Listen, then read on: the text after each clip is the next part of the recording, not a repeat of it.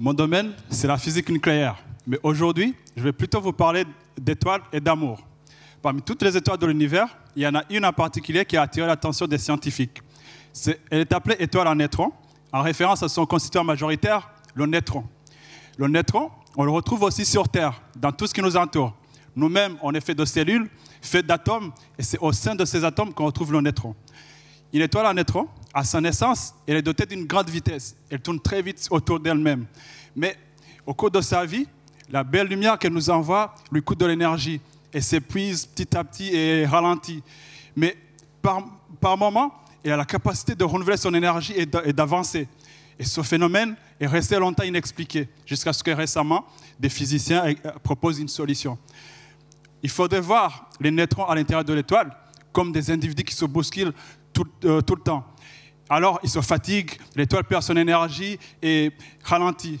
Mais là, tout d'un coup, quelque chose de merveilleux se passe. Les neutrons tombent amoureux. Ils se mettent en couple, ils avancent ensemble, ils dansent en harmonie comme dans un grand festival.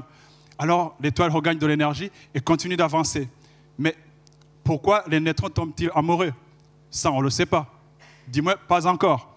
Parce que ça, c'est le but de ma thèse. Je vais percer ce mystère d'attraction entre neutrons en étudiant la formation des couples de neutrons.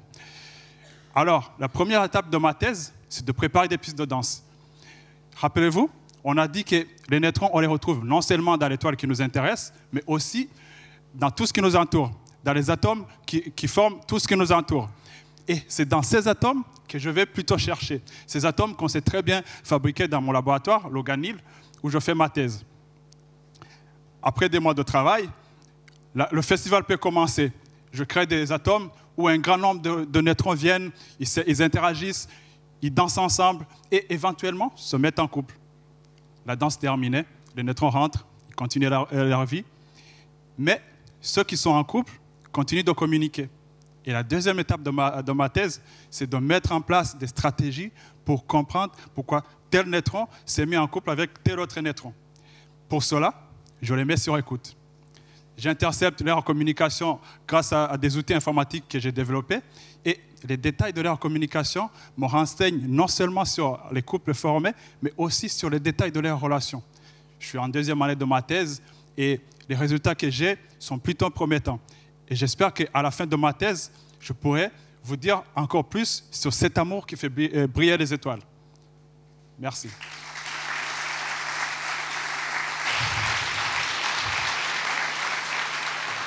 Merci mon très cher Armel.